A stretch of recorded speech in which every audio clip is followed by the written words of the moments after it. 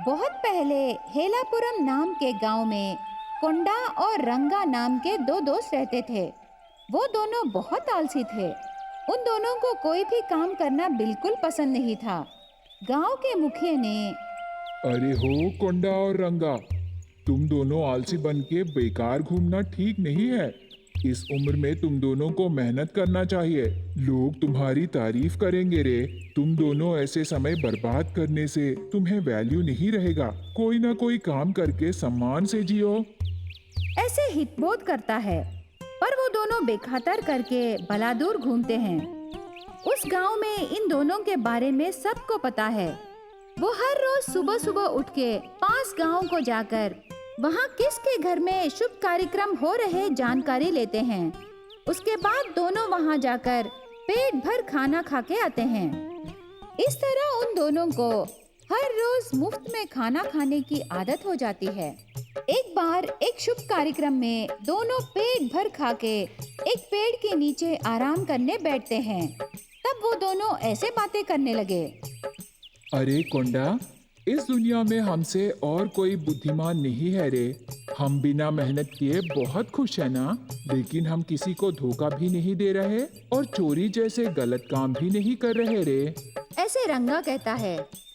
हाँ रे रंगा, जीने के लिए बुद्धि की जरूरत है। हमारी जिंदगी बिना किसी परेशान के आराम से कटने लगी। ऐसे कोंडा कहता है। ऐसे रहते समय एक दिन सुबह सुबह पास गांव को जाने लगे। वहां जाने तक दोपहर होती है। गली गली घूमने पर वहां एक घर के पीछे दीवार के ऊपर काम वाले झूठे प्लेट्स बाहर फेंक रहे थे। कोंडा, आज हमारी किस्मत खिल गई रे। हमें शादी का स्वादिष्ट खाना मिलने वाला है। चल जाएंगे। ऐसे रंगा कहता है। दोनों मिलके खुशी से उस घर के अंदर जाते हैं। उस समय खाना परोसने के लिए प्लेट्स रख रहे थे। दोनों जाके उन प्लेट्स के सामने बैठते हैं। पदार्थों की खुशबू से कोंडा और रंगा के मुंह में पानी आ जाता है। खाना परोसने वालों में से एक को इन दोनों को देखकर शक होता है। तब दोनों के पास जाकर, सुनो बाबू, तुम दोनों किसके संबंधी हो? मैं आपको पहले कभी नहीं देखा, इसीलिए मैं पूछ रहा हूँ। मुझे गलत मत समझिए। ऐसे पूछता है। तब तुरंत कोंडा ने मैं दुल्हन के मामा का भतीजा हूँ। ऐसे कहता है। उसके बाद रंगा ने मैं दुल्हन की मौसी का दामाद हूँ।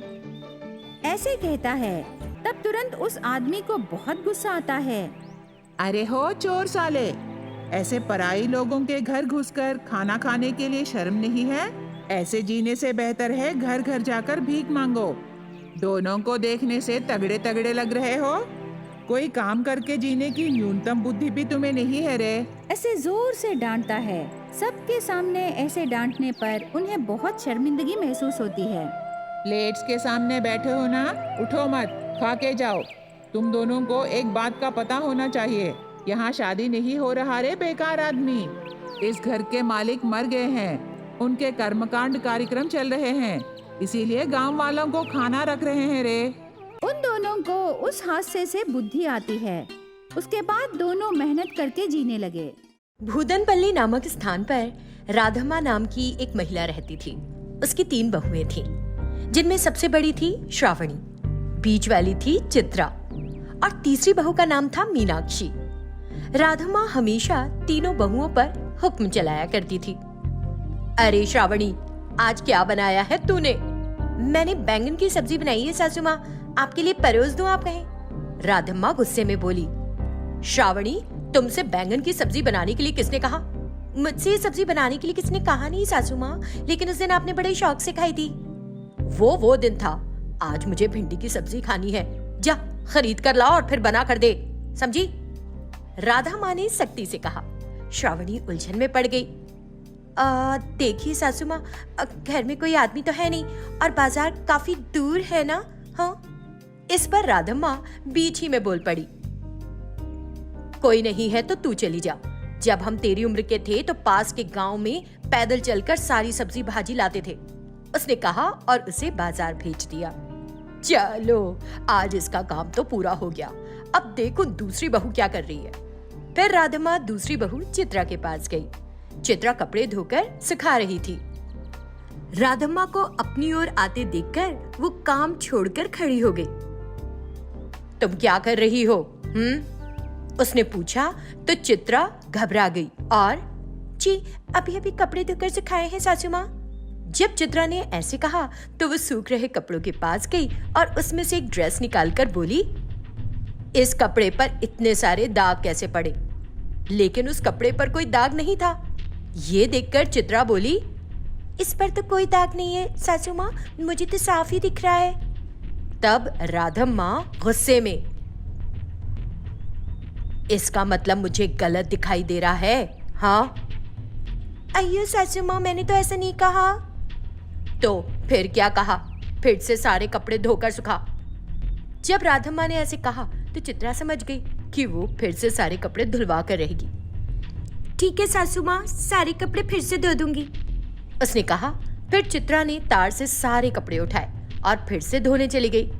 ये देखकर राधम्मा बड़ी खुश हुई। अब मैं बहुत खुश हूँ। ये सब देखकर घर की सफाई कर रही सबसे छोटी बहू मीनाक्षी सोचने लगी, उन दोनों को तो आज परेशान कर लिया, अब मेरे साथ कौन सा खेल खेलने वाली हैं ये आज। वो डर गई। इसी बीच राधम्मा घर के अंदर आई और उसने देखा कि सब जगह चमक रहा है। चुपके से अपने पैर गंदे कर लिए और उन गंदे पैरों से वो सारे घर में चलने लगी। राधम्मा आगे जा रही थी और पीछे पीछे मीनाक्षी सफाई करती जा रही थी।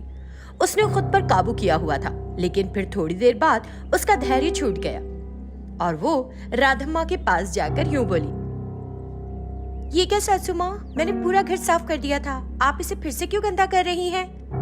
तुरंत ही राधम्मा उस पर जोर से चिल्लाने लगी और बोली, इसका मतलब कि इस पूरे घर पे एक तुम ही हो जो काम कर रही हो और मैं बिना काम के घर में घूम रही हूँ। तुम्हारा यही मतलब है ना? क्यों? जब राधम्मा ने कहा तो मीनाक्षी चौंक गई और मेरा ऐसा मतलब नहीं था सासू माँ। फिर क्या मतलब था? कुछ नहीं सासू माँ। वो अपना काम करने लगी। राधम्मा को अपनी जीत महसूस हुई और वो वहाँ से मुस्कुराकर आगे बढ़ गई। उस दिन शाम में तीनों बहुएं परेशान होकर एक साथ बैठी इस पर बात करने लगी। मेरे पैर, मैं इतना लंबा रास्ते से पहले कभी नहीं चली थी, सच में बहुत दुख रहे हैं। मेरे भी हाथ दुख रहे हैं दीदी, मैंने भी इतने सारे कपड़े पहले कभी नहीं धोए। उनकी बातें सुनकर मीनाक्षी बोली, आज मुझे घर को जितनी बार साफ करना पड़ा उतनी देर में तो मैं पूरा शहर ही धो डालती। तीनों ने फिर बातचीत करके एक प्लान तैयार किया।